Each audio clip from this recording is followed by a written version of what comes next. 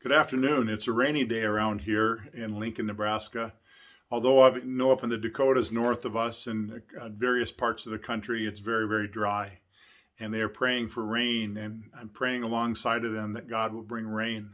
I think all down through history, humans, we have prayed for rain. We believe that God is a giver of all things and the one who is providing the rain so that the crops can grow. There's a wonderful story in the Old Testament, and I am a fan of the Old Testament. I love the Old Testament, and there's a wonderful story there about the prophets of Baal and Asherah going head to head with the prophet Elijah. Elijah was the prophet in 1 Kings chapter 18 is the story, and he is commanded to go and to talk to Ahab, who is the king, and Ahab was a very wicked king. And so he goes and talks to the king, and then he goes out onto Mount Carmel. And on Mount Carmel, he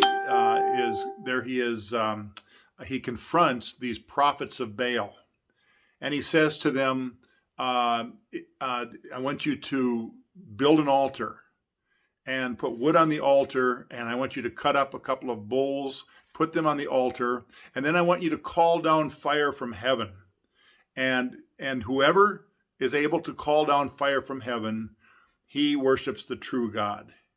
And so the prophets of Baal do exactly what he says. They cut up the bull, they put it on the altar, and they begin to dance around the altar, and they begin to do all these incantations and all these prayers to Baal and to Asherah.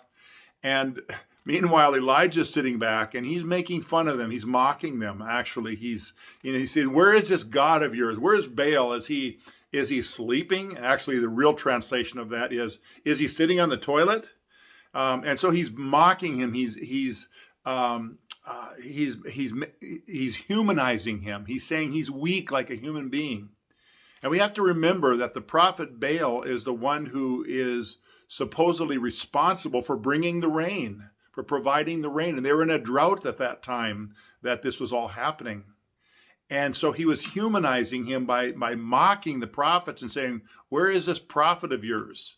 Why isn't he able to call down fire, or why is he not able to send down fire from heaven to consume the meat on the altar?" Okay, so it didn't work for him. Meanwhile, it's Elijah's turn. Elijah digs a pit around the altar. He cuts up the bull, puts it on the altar, and then he says, "I want you to fill the trench with a huge quantity of water, and then do it again, and then pour it all over the altar so that everything is covered, all the wood is soaked, and there's water throughout."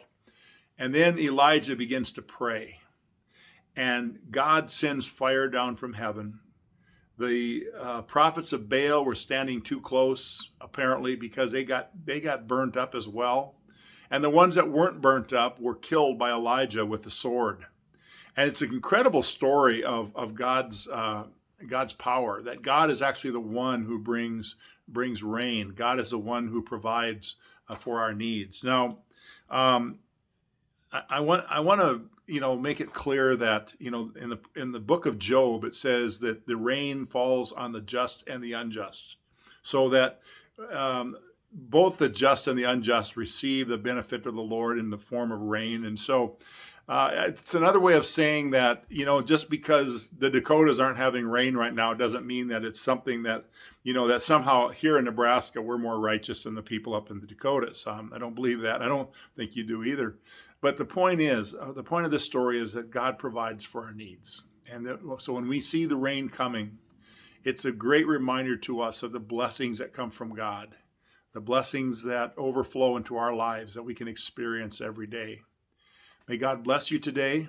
Enjoy the rain. Enjoy the green grass and the flowering trees and all that God has given to us.